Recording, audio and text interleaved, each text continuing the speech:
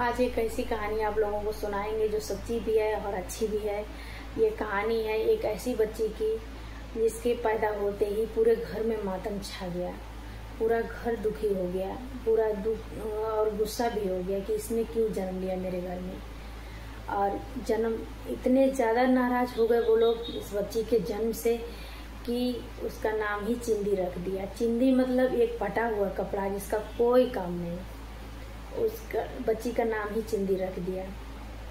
और जब चिंदी थोड़ी सी बड़ी हुई तो जब उनको पढ़ने की इच्छा की, जो लोगों को देखती थी कि वो पढ़ने जा रहे हैं बच्चियाँ, लेकिन उनकी माँ नहीं चाहती थी आर्थिक तंगी की वजह से कि ये पढ़े।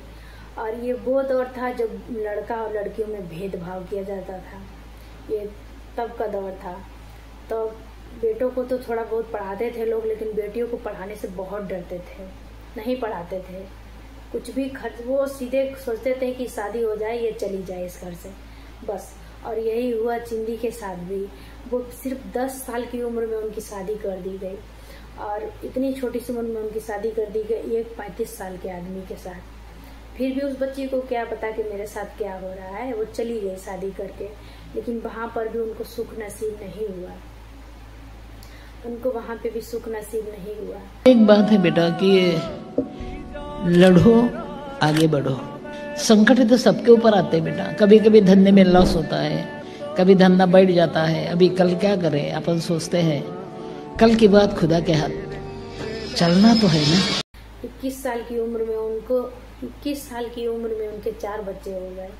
और जब चौथी बेटी उनकी हुई तो जिस नज़र से उनको देखा जाता था उसी नज़र से उनकी बेटी को भी देखा जाता था, उसी नज़र से उनकी बेटी को भी देखा जाता था। गांव वाले और मोहल्ला वाले और परिवार वालों की बातों में कि उनके पति ने उनको घर से निकाल दिया।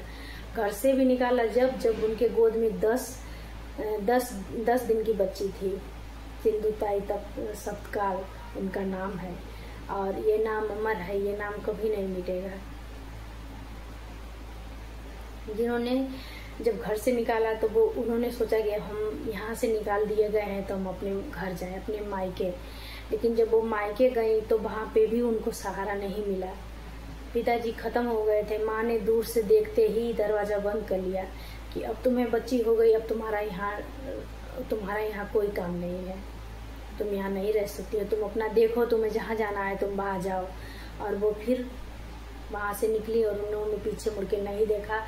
उन्होंने पूरा दिमाग और दिल अपना स्थिर कर लिया कि अब तो मुझे बस मरना है। गोद में 10 दिन की बच्ची लेके वो मरने जा रही थी, और वो स्टेशन पे बैठ के सोच रही थी कि अब मैं अपना जीवन यहीं ख़त्म कर दूंगी और इस बच्ची का भी। वो सोच ही रही थी, तब तक उनके बगल में एक भिखारी बहुत तेज से रो रहा था, बहुत तेज से रो रहा था कि मैं मर रहा हूँ, मैं बीमार हूँ, मुझे कोई पानी पिला दो। तो जो सिंधुताई पानी ली थी बोतल में, और तो उन्होंने उस भिखारी के मुंह में पानी डाला और वो जी गया, वो मरा नहीं। तो सिंधुताई ने अपने मरने का भी इरादा ख़त्म कर दिया कि जब ये इतना दुखी है, इतना बीमार है और ये जीना चाहता है तो हम तो सही हैं, हम तो स्वस्थ हैं, तो हम क्यों मरें, हम भी नहीं मरेंगे। और उसी दिन से वो चिंदी एक सिंधुताई बन गई, सिंधुताई तब सतकाल, जिन्होंने वहीं से अपना दौर शुरू किया। और वो ट्रेनों में भीख मांगा करती थी, ट्रेनों में गाना गाया करती थी, और वो भिखारियों के साथ सोया करती थी, भिखारियों के साथ खाना खाती थी, भिखारियों के साथ भीख मांगती थी।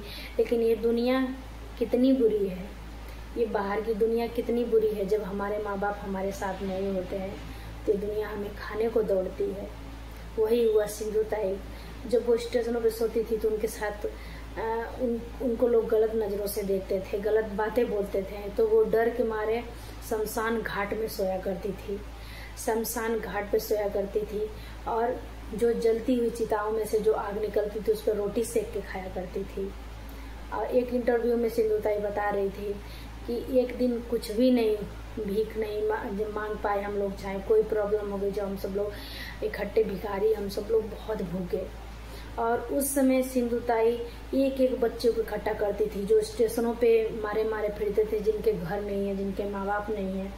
उनको सिंधुताई आसरा देती थी, अपने साथ शमशान घाट में सुलाया करती थी, उन बच्चों को भी अपने साथ शमशान घाट में रखा करती थी और जलती चिताओं पे खाना बनाया करती थी। और जब वही खाना खाया करती थी, हम लोग थोड़ा सा शमशान घाट के आसपास भी चले जाएं तो हम लोग की रूह कांप जाती थी, लेकिन वो ये दुनिया से नहीं डरती थी और भूतों से नहीं डरती थी, वो इन सब चीज़ों से वो नहीं डरती, उन्हें शमशान घाट में डर नहीं लगता था। और एक बार इंटरव्यू में सिंधुताई ने बताया कि हम सारे बच्चे भूखे तड़पड़ा रहे हैं, खाना मांग रहे हैं और मैं इतनी लाचार, इतनी परेशान कि मैं उनको खाना नहीं खिला पा रही हूँ।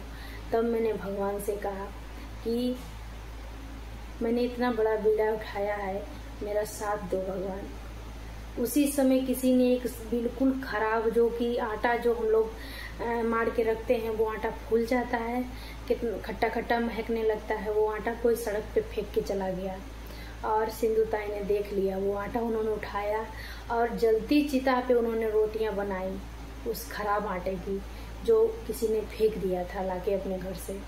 उसकी रोटियां बनाई और उन्होंने सारे बच्चों को खिलाई और खुद भी खाई और पानी पिया। एक मटका वही रखा रहता था, जो लोग ले जाते हैं शमशान घाट पे मटका रखने के लिए, वो उसी मटके में पानी पिया करती थी और चिता पे खाना बनाया करती थी।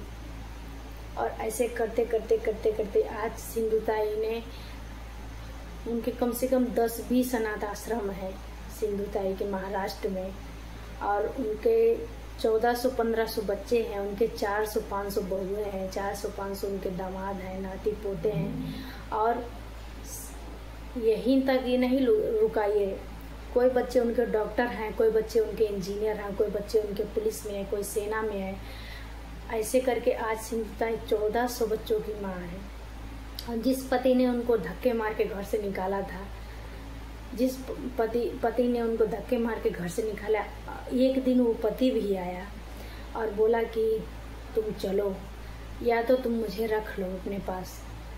तो सिंधुताई ने कहा कि मैं पति के रूप में तो आपको अब नहीं रख सकती, हाँ अगर रहना है तो मेरा बच्चा बन के तुम मेरे साथ रह सकते हो, क्योंकि अब मैं सिर्फ माँ बन सकती हूँ, किसी की मैं पत्नी नहीं किसी की बन सकती हूँ, मैं बस अब माँ बन सकती हूँ। मेरे 1400 बच्चे हैं, एक तुम भी आ जाओ। और उन्होंने एक बच्चे के रूप में अपने पति को भी एक्सेप्ट किया, वो पति भी साथ में रहे। ऐसे करते करते सिंधुताई की एक बहुत मिसाल कहानी है और बहुत अच्छी प्रेरणादायक एक कहानी है। एक सिंधुताई के लिए एक अच्छा सा कमेंट जरूर करें आप लोग, और मेरी ये कहानी आपको कैसी लगी कमेंट में ज़रूर बताएं। थैंक यू सो मच, आपने हमारा वीडियो देखा। और एक चिंदी और सिंधुताई कैसे बन गई, और ये हम सबको सीखना चाहिए कि कभी हार नहीं माननी चाहिए, कभी पीछे नहीं हटना चाहिए। आगे जो होगा सो देख लिया जाएगा, बस हमको चलते रहना है, पीछे मुड़ के नहीं देखना है बिल्कुल भी। नमस्कार, आपने हमारा वीडियो देखा, थैंक यू सो मच। अगर हमारी कहानी अच्छी लगी हो तो हमारे वीडियो को लाइक ज़रूर करना और हमारे चैनल को सब्सक्राइब जरूर करना, बेल आइकन को प्रेस जरूर करना, ताकि हमारा जब भी वीडियो आए तो आप लोगों को ज़रूर मिले और आप लोग देखें और कुछ नया सीखें, कुछ नया समझें, कुछ आप लोगों को प्रेरणा मिले। Thank you so much.